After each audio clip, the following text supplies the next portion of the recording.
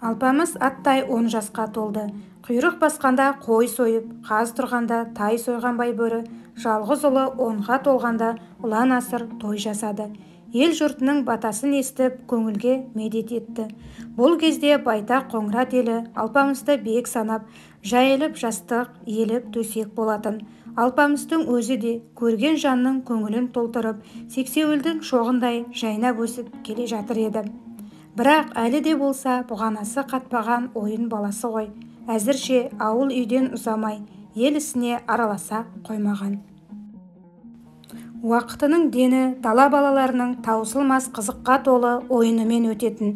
Бір ғажабы бала болып ойнаған соң алысып жұлыспай жүре ме?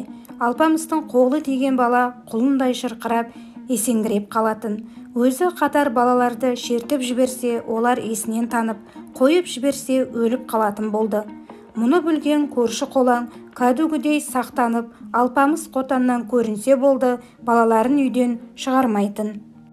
Бір күні Алпамыс зерігіп, ойнауға бала таппай сыртта жүрсе, өрмек тоқыған көрші кемпірдің жанында баласы ұйықтап жатыр екен.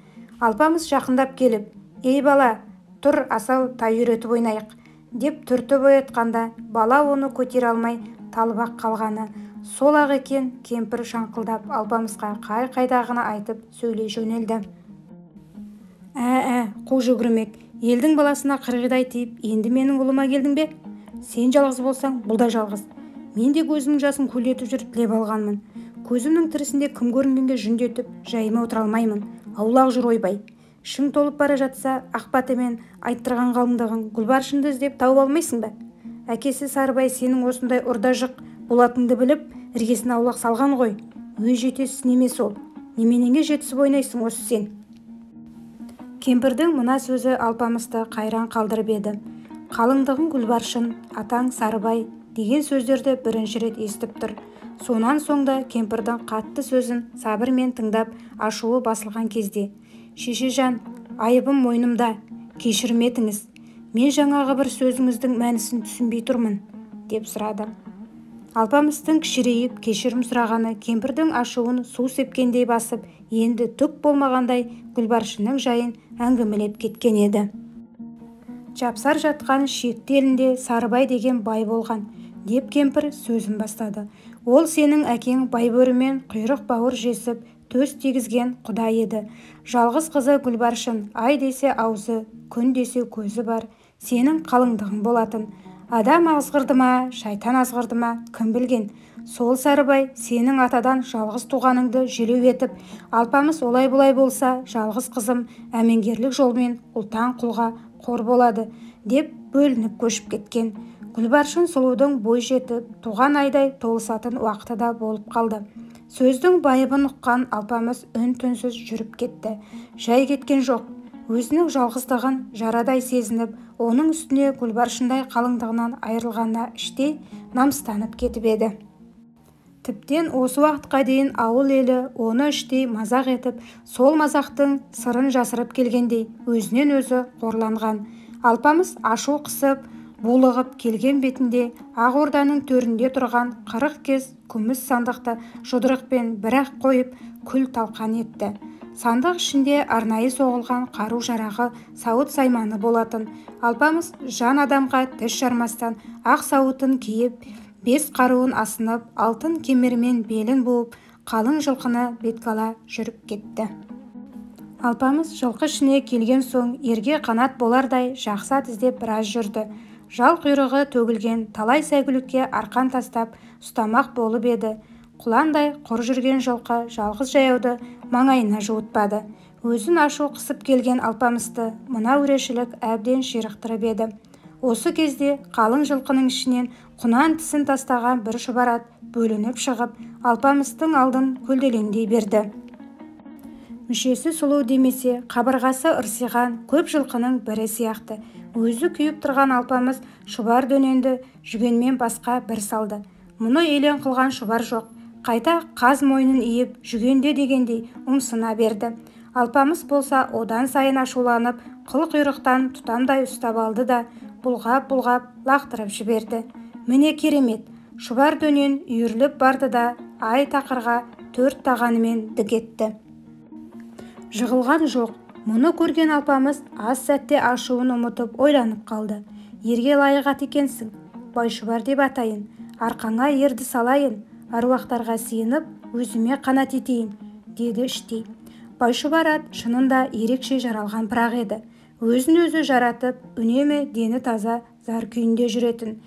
Енеден толпар боп туған соң қадірін білер ездеп, онда үйге кезікпей, бойын тасада ұстайтын. Алғаш көргенде Алпамыстың көңілі толмай жатуында да осындай сыр бар еді. Алпамыс Байшұбарға ер салғанда оның арқасы қозар шын жүйріктей жұтынып шыға келді. Жал құйрығы сүзіліп, түгі құндыздай жылтырап, 8 жасар сақаттай көз қуантты. Осы кезде Алпамыс, «Я пірім» деп үзеңгіге аяқ салды. «О, тәңірім», деді ол, «жортқанда жолымды оңғара көр». Алпамыс ерекше толқып, үні бұзылып, осынау алғашқы сапарына Құдайдан медет тілеп еді. Мұнан әрі уақыт алған жоқ. 5 қаруын сайлап, қызыл найзаны тақымына басып жөнеп берді. Астындағы Байшұбар болса, бұл сәтпен сағынып табысқандай еркін көсіліп, ұшқан құспен жарысып, жұлдыздай ағып бара жатты. Қазіргі сәтте Алпамыстың көңілінде бір ғана өкініш бар еді. Ол осынау сапарын тым болмаса соңынан ерген жалғыз бауыры Қарлығашқа да айтпай кетіп бара жатқаны болатын. Алпамыстың ат жалын тартып мінгеніне бүгін 12-ші күн. Осы 12 күн ішінде астындағы Байшұбар ат басқа 4 аяқтының 12 ай жүретін жолын жүріп өтіпті. Ер қанаты саналған астындағы аттың мұндай болып кездескені Алпамыстың көңілін көтеріп келе жатқан. Бір мезгілде қарсы алдынан жалғыз ғана қыземшек шоқы көрінді. Талай күннен бері бұдырсыз керілген байтақ дала көңіл зеріктіргендей. Әлгі шоқыға ат басын бұрып еді. Кешікпей-ақ салып ұрып төбе баста шыға келді. Төңірек алақандағыдай болып дөңгеленіп аяқ астында жатыр. Алпамыс күн сала қарап, бет алдын бағдарлап еді. Қияннан өрттей боп шалқыған будақ-будақ шаң көрінді. Шаң астында құмырсқадай қыбырлаған қалың қол. Қалың қолдың алдында айшықта алату желбірейді.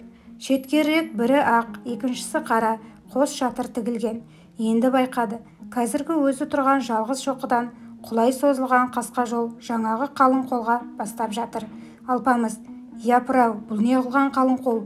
деп таңғалып қалып еді. Сонан соң не де болса бара бермек ниетпен айыл тартпаны тартыңқырап алу үшін атынан төңкеріле түскен. Сол сәт Алпамыстың өкшесі тық ете қалды.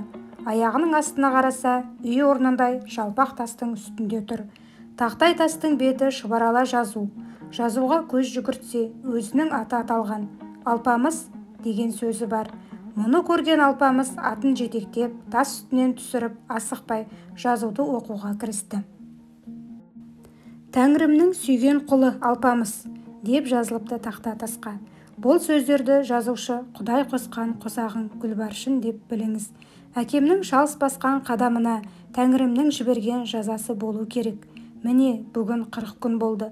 Қалмақтың Қараман дейтін батыры ауылымызға келіп қыз ойнақ салып жатыр. Соңында мың-мыңнан ерген қалың қол. Сонан соңда күйеу болып кішірейіп келмей, көш көрсетіп, әрбір 10 қарадан бір қараны зекеттеп алып жеп жатыр. Қалмаққа жалғызымды бермеймін деп тыртысып әкем отыр.